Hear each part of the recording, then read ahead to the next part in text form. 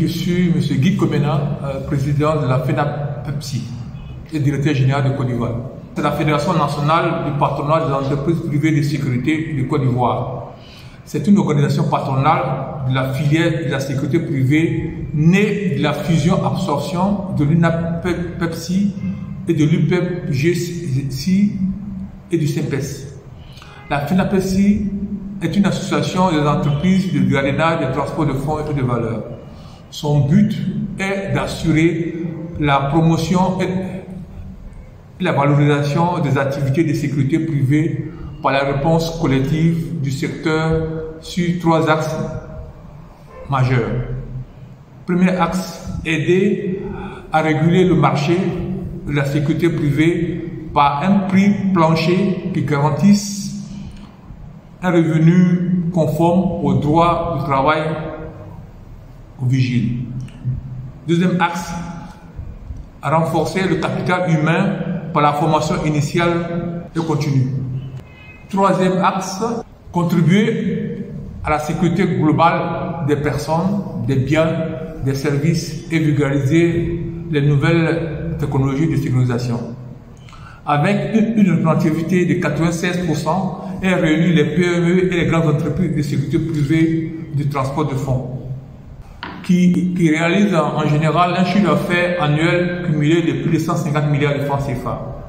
Depuis le 18 novembre 2021, la FENAPEPSI est dirigée par un conseil d'administration composé de 12 membres, dont 4 au titre des grandes entreprises et 8 au titre des PME. Le président du conseil d'administration est M. Guy Komena, moi-même, directeur général de Côte d'Ivoire. La gestion courante de la FENAPEPSI est assurée par un directeur exécutif. Président, pouvez-vous faire le bilan de l'année 2021? En termes de bilan de l'année 2021, il faut dire que c'est depuis le 18 novembre 2021 qu'on a été élu à l'Assemblée générale et on a commencé tout doucement nos activités. Plutôt, nous allons planifier nos activités sur 2022.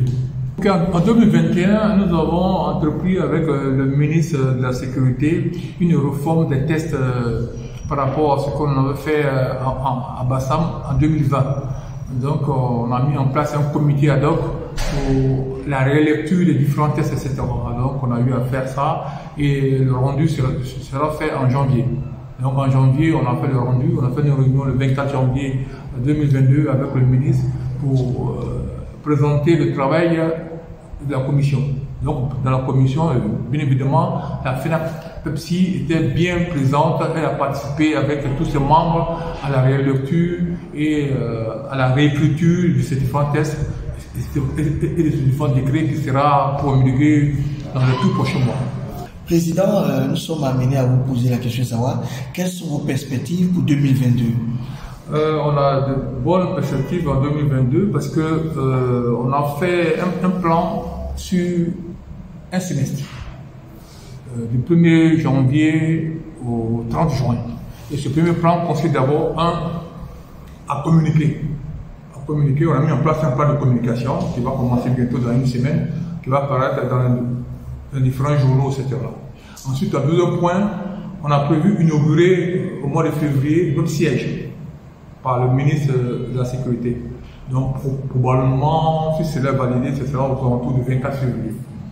Ensuite, on a mis en place un plan pour rencontrer la CGSI, qui est le patron de toutes les sociétés, de tout le patronat de Côte d'Ivoire. Donc, on avait un peu rompu les liens, donc on a arrêté les liens, on a eu des signes de travail avec le directeur exécutif, on a relancé notre activité, donc on est bien connecté. Donc, par rapport à l'année fiscale 2023, on sera bien intégré pour pouvoir apporter les modifications au niveau des sociétés de sécurité.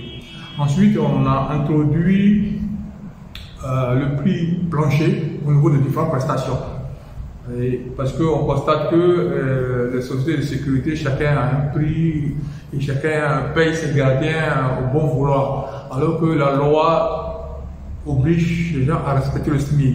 Le SMIC actuel en Côte d'Ivoire est de 60 000, plus la prime de transport uniquement sur Abidjan, c'est 30 000, donc ça fait 90 000, plus les heures supplémentaires. Or, n'ayant pas de convention collective, on s'aligne sur la convention collective des autres qui qui oblige les entreprises à travailler 40 heures semaine, alors que nous travaillons 72 heures semaine. Donc forcément, il y a des heures supplémentaires qui viennent implémenter le salaire. Donc si on prend en moyenne entre 5 000 et 10 000 francs les heures supplémentaires, on sera autour de 100 000 francs, sans compter maintenant la CMU et la CNPS, etc. et les assurances. Donc en moyenne, un gardien devait être payé autour de 100 000 francs, entre 100 000 et 110 000 francs, etc. Mais malheureusement, on constate que sur le terrain, les gardiens sont payés à 50 000, 40 000, 45 000, 60 000, 70 000 pour le plus heureux. Donc on a mis ça sur le tapis. On va rencontrer prochainement le ministre du Commerce et le ministre de l'Économie pour évoquer ce sujet-là. Aussi, on a mis en place un plan au niveau des appels, des systèmes d'appel d'offres. Parce qu'il est indiqué que l'État, qui est le premier client des sociétés de sécurité, fait des appels d'offres et veut acheter les gardiens à 90 000 à 100 000 francs la prestation. Ce qui fait que l'État même est hors la loi vis-à-vis des lois quand même l'a mis en place. Donc ça aussi on peut combattre pour pouvoir régler ce problème. Aussi il y a le problème de formation. On a remarqué que même les dirigeants des sociétés de sécurité eux-mêmes ne sont pas bien formés à diriger. Et aussi, les gardiens ne sont pas bien formés. Donc, tout ça, on va mettre en place un système de formation pour former chaque groupe, etc. Et ensuite, maintenant, on va mettre en place un centre de formation, de manière générale, pour que si une société veut embaucher des vigiles, des superviseurs, n'importe quel corps de métier appartenant à la société de sécurité privée et de transport de fonds, doit recruter dans cette société-là. Et on a prévu en dernier ressort mettre en place la convention collective des sociétés de gardiennage. Donc déjà on a commencé puisque la CISI nous a donné son expert juridique qui a fait travailler sur le dossier. On va se réunir avec la fonction publique, la CGSI, la fédération et les syndicats des sociétés de gardiennage. Maintenant il faut dire aussi que déjà on a commencé à travailler avec la DST, parce qu'il y a des sociétés qui ne sont pas agréées, qui n'ont pas d'agrément, qui travaillent dans le noir. On a commencé déjà à les traquer. Il y a 2 ou 3 sociétés, comme je ne vais pas les nommer pour l'instant, parce qu'il faut que j'ai l'accord de la DST pour les nommer, etc. On a mis les voitures en fourrière. Il y a 3 sociétés comme ça qui sont là. Donc chaque semaine, on fait la chasse à chaque société. Donc on est bien lancé sur ce plan. Prochainement, il faut que chacun puisse respecter les règles, le décret et les arrêtés qui régissent ce milieu. C'est très important. Votre mot de fin, Président?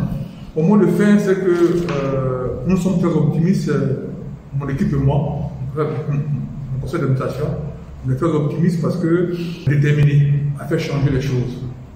Et je pense qu'on va y arriver parce qu'on est en harmonie avec le ministre, on est en harmonie avec la DST, on est en harmonie avec le DGPN, on est en harmonie avec le préfet des districts, etc. Et avec aussi la police économique, la police judiciaire. Donc nous travaillons ensemble en étroite collaboration. Et évidemment, il y a une seule fédération qui est reconnue par tous ces ministères, ces directions. Donc je pense que d'ici l'année prochaine, on aura un milieu à visage humain, où les vigiles qui vont être payés correctement, où les patrons aussi qui paieront correctement leur vie en facturant le prix plancher.